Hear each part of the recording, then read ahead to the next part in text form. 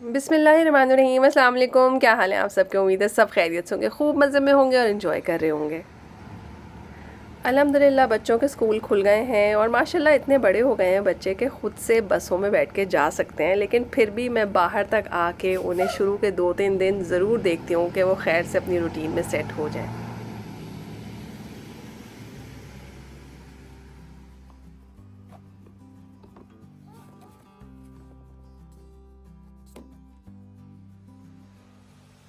यहाँ पर हम स्कूल छोड़ने जा रहे हैं हुसैन को। हुसैन सुपर एक्साइटेड है फर्स्ट डे के लिए, मगर मेरा दिमाग जो है वो हुसैन की स्पीड पे ही चल रहा है। इस वजह से क्योंकि मैं सोच रही थी कि कौन सी चीज़ें मैं कर सकती हूँ जिससे मेरा मील प्रेप सुपर सिंपल और इजी हो जाए।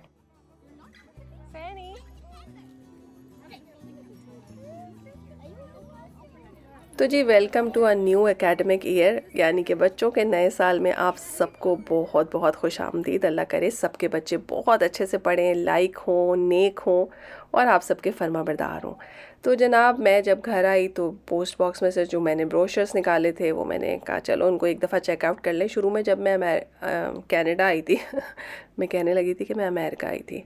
नहीं, जब मैं कनाडा आई थी तो उस वक्त मुझे इनका एहसास नहीं होता था कि ये काफ़ी इंपॉर्टेंट है। मैं फेंक ही दिया करती थी, लेकिन अब मैं बड़े गौर से देखती हूँ क्योंकि इसमें वॉलमार्ट, ज़ेहर्स और शॉपर ड्रग मार्ट 3 डिफरेंट दुकानों के जो हैं वो आपके पास तमाम आइटम्स की लिस्ट है जिन पे सेल लगी हुई है, जिन पे कोई स्कीम है। तो अगर आपको इसमें से कोई भी चीज़ चाहिए तो बहुत आराम से आप चेक कर सकते हैं, तीनों दुकानों को कंपेयर कर सकते हैं कि सेम प्रोडक्ट जो है वो कहाँ पे सस्ती लगी हुई है और जाके ख़रीद सकते हैं। तो इस तरह की जो है ना वो चीज़ों में काफ़ी आसानी भी रहती है, बजट पे भी आपके बहुत भारी नहीं होती। थोड़ी सी रिसर्च करें तो कहीं ना कहीं से आपको सस्ती चीज़ मिल जाती है।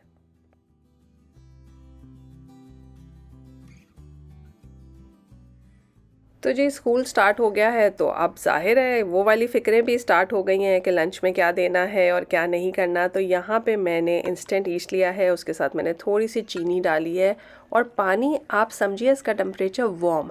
आप इसमें फिंगर डाल सकते हैं, चेक करें अगर इस तरह का फोम डेवलप हो जाता है ऊपर तो इसका मतलब है कि आपका ख़मीर बिल्कुल सही है। अगर नहीं डेवलप होता तो आप फिर उसे इस्तेमाल ना करें, आपकी सारी मेहनत बेकार हो जाएगी। तो यहाँ पे मैंने ले लिया है 6 कप आटा, ऑल पर्पस फ्लावर, मैदा। उसमें मैंने नमक डाला है और थोड़ी सी जो है वो ओरेगनो डाली है। आप चाहें थाइम डाल सकते हैं, कोई और तरह की हर्ब आपको पसंद है डाल लें, चिली फ्लेक्स डाल लें, अनियन के जो फ्लेक्स होते हैं वो डाल सकते हैं, गार्लिक फ्लेक्स डाल सकते हैं, आपकी मर्ज़ी है आप अपने पिज़्ज़ा का जो डो है वो कैसा बनाना चाहते हैं। तो जी पिज़्ज़ा डो बना के फ्रीज़र में रख दें, आपकी ज़िंदगी आसान हो जाएगी। लंच बनाने आसान है और वैसे भी इंस्टेंट डिनर बनाया जा सकता है इससे। मैंने रमज़ान में इसकी पूरी डिटेल्ड वीडियो दी थी, लेकिन उसके बावजूद बहुत क्वेश्चन आ रहे थे कि आप पिज़्ज़ा डो कैसे बनाती हैं। तो मैंने सोचा कि मैं आपको दिखा दूं कि बहुत सिंपल तरीका है। देख लीजिए, आपने गूंद लिया और उसके बाद जो है वो आपने पूरे बोल को ऑयल करके इसके अंदर इसको रख दिया। 1 से 2 घंटे में ये साइज़ में डबल हो जाता है। ठीक है, डो को आप चेक कर सकते हैं किस तरह से कि ये देखें आपने इसको दबाया, वापस आ गया। जहाँ से भी इसको दबाएंगे आप वो वापस आ जाएगा। बस जब ये स्प्रिंग बैक करेगा तो इसका मतलब है कि आपने परफेक्ट डो गूंदा है और इस डो को गूंदने में 8 से 9 मिनट लगते हैं बस।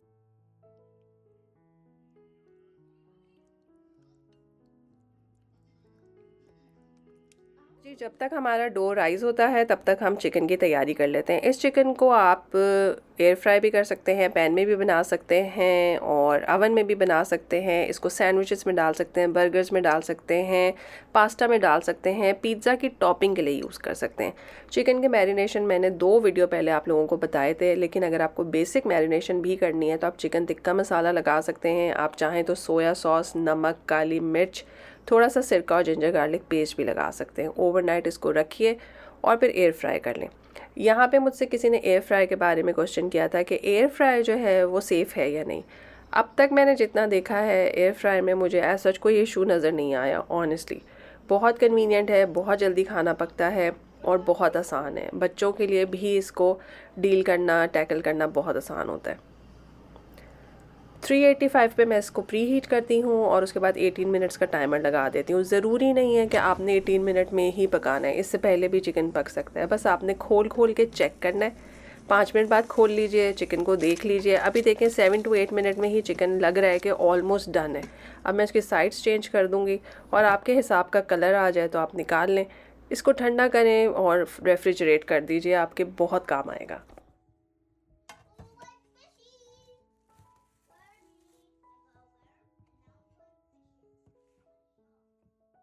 तो जी देखा आपने कि कितना प्यारा डो राइज़ हुआ है और ये आराम से 2 से 3 घंटे में राइज़ हो जाता है। इसको कवर करके थोड़ी वार्म जगह पे रखें और आप उसके बाद उसे थोड़ी देर के लिए पंच डाउन करें, थोड़ा सा गूंदें तो ये बहुत स्मूथ और अच्छा डो बन जाता है।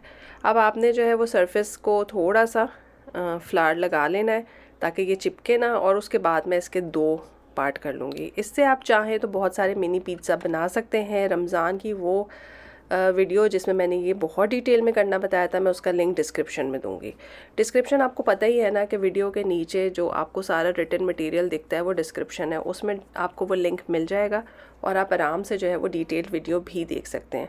अदरवाइज़ इस वीडियो में भी आपको बहुत आइडिया मिलेंगे। तो मैंने 2 बॉल बना के इन्हें ढक के रख दिया है। इसको हम प्रूफ करेंगे, ठीक है जी। कम से कम इसको आधा घंटा आप ढक के रखें। अब उस आधे घंटे में जो है हम यूज़ करेंगे इंस्टेंट पॉट, क्योंकि मुझे इंस्टेंट पॉट के भी बहुत क्वेश्चन आ रहे थे। तो इंस्टेंट पॉट को सॉटे मोड पे ऑन करके उसमें मैंने गोश्त को भूनने के लिए रख दिया है। तो मल्टीटास्किंग करना बहुत ज़रूरी है। तो इस स्टेज पे अगर आप चाहें तो पिज़्ज़ा का डो आप फ्रीज़ भी कर सकते हैं, पिज़्ज़ा की रोटियां बना के भी फ्रीज़ कर सकते हैं। मैं रोटियों को कच्चा पक्का करके ठंडा करके फ्रीज़ करती हूँ, और अगर आप चाहें तो इसका पूरा पिज़्ज़ा बना के तैयार करके भी फ्रीज़ कर सकते हैं। तो बस अब आप देख लीजिए कि आपके सामने मैंने किस तरह से इसको बेला है। जिस तरह से बाज़ार में लोग नान उछाल उछाल के बेलते हैं, बस वैसे ही मैंने बनाने की कोशिश की है। तो देख लीजिए, अच्छा सा प्यारा सा पिज़्ज़ा तैयार हो जाएगा।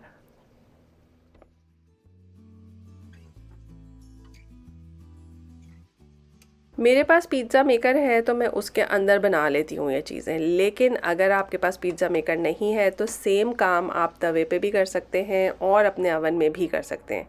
इसको थोड़ा सा प्रिक कर लीजिए, उससे फ़ायदा ये होता है कि ये मोटा सा नान की तरह नहीं बन जाता, थोड़ा सा फ्लैट रहता है। तो दोनों साइड से बस समझे 2-2 मिनट या पता नहीं 1-1 मिनट आप देख लीजिए। मैंने लगाया, इसे ब्राउन भी नहीं होने दिया, बस फर्म हो जाएगी ये रोटी, अपनी शेप पकड़ लेगी तो मैं इसको निकाल के ठंडा होने के लिए रख दूँगी। आपका पिज़्ज़ा बेस तैयार है। आप मिनी पिज़्ज़ा बनाएं, बच्चों को स्कूल में लंच में दें। आप यकीन माने बाहर की चीज़ें खाने से बहुत बहुत बेहतरीन है ये। इनको ठंडा करके फ्रीज़ करें अच्छी तरह से रैप करके, या फिर इनके ऊपर सारी टॉपिंग्स लगा के फ्रीज़ कर दीजिए, तब भी सही रहेगा।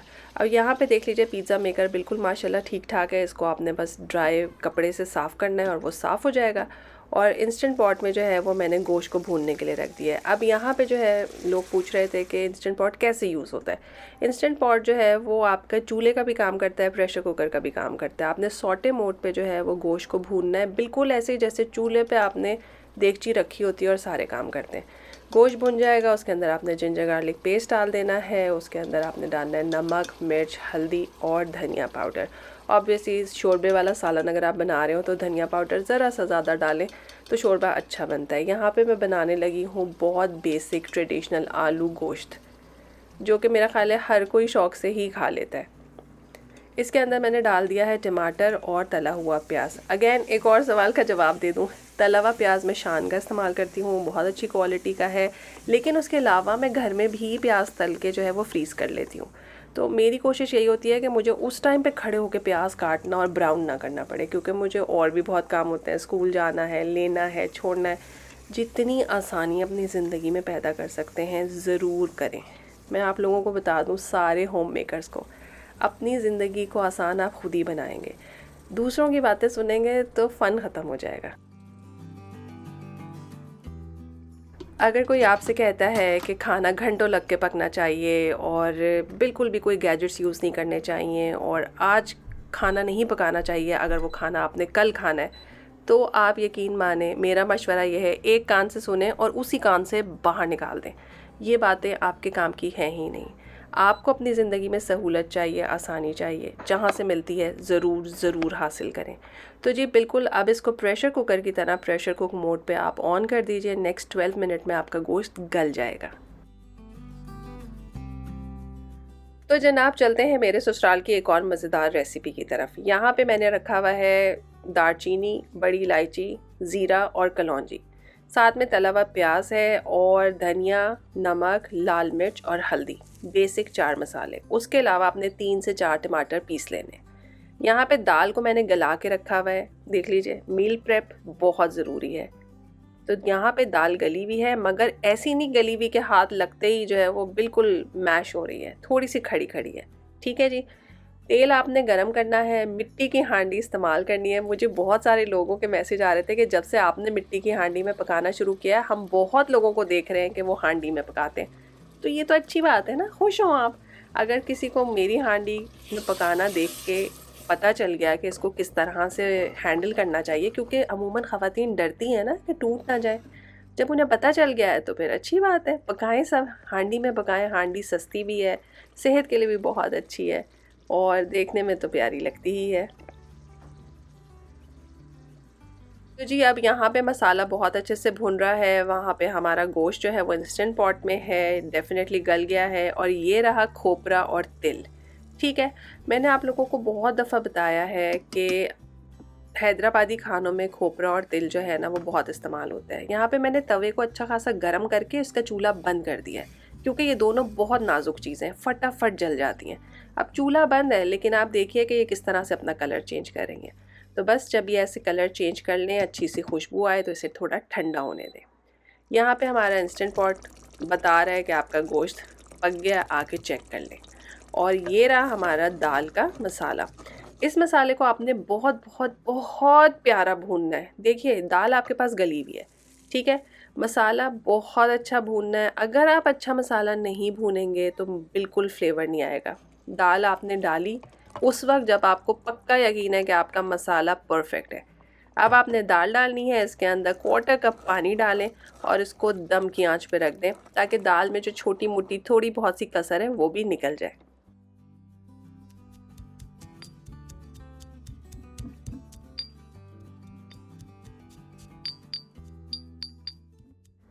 अब ये मेरी छोटी सी जो कूंडी डंडी है, देखें कितनी इफ़ेक्टिव है ना, कि आपने ये ठंडा होते ही फटाफट चूल्हे के साथ खड़े खड़े ही इसको पीस लिया। दाल जो है वो अब तकरीबन पूरी पूरी गल गई हुई है, इसमें अब कोई कसर बाकी नहीं है। और आप देख लीजिए कि इसकी कंसिस्टेंसी भी कैसी है। ये बिल्कुल भी पतली रनी दाल नहीं होती। अब इसमें आपने खोपरा और तिल डाल दिए और फिर थोड़ा सा धनिया, हरी मिर्चें, थोड़े से लेमन के स्लाइसेस इस तरह से आप काट लें। और धनिया की ना डंडियाँ नहीं वेस्ट करनी, क्योंकि वो इतनी प्यारी खुशबू देती हैं कि मैं आपको क्या बताऊँ।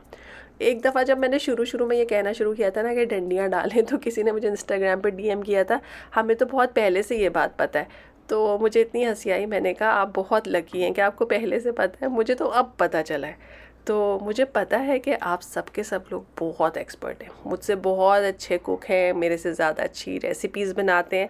जो टिप्स आप लोग मुझे देते हैं ना, यकीन माने वो बहुत अच्छी होती हैं। तो बहुत बहुत शुक्रिया आप सबका।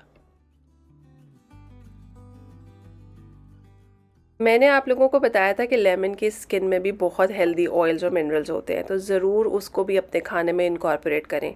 देख लीजिए कि कितने अच्छे तरीके से जो है वो दाल गल गई है और कितनी खूबसूरत भी लग रही है, अल्हम्दुलिल्लाह। तो जनाब यहाँ पे इंस्टेंट पॉट में ही मैंने गोश्त को भूना, इसी में प्रेशर कुकर लगा के इसको अच्छी तरह से गला लिया है। आप चाहें तो उसको ठंडा करके फ्रीज़ कर लीजिए, अदरवाइज़ आप इसमें अपनी मर्ज़ी की कोई सब्ज़ी डालें, उसको गोश्त के साथ थोड़ी देर भून लें सौटे मोड में, जिस तरह से मैंने आलू डालें।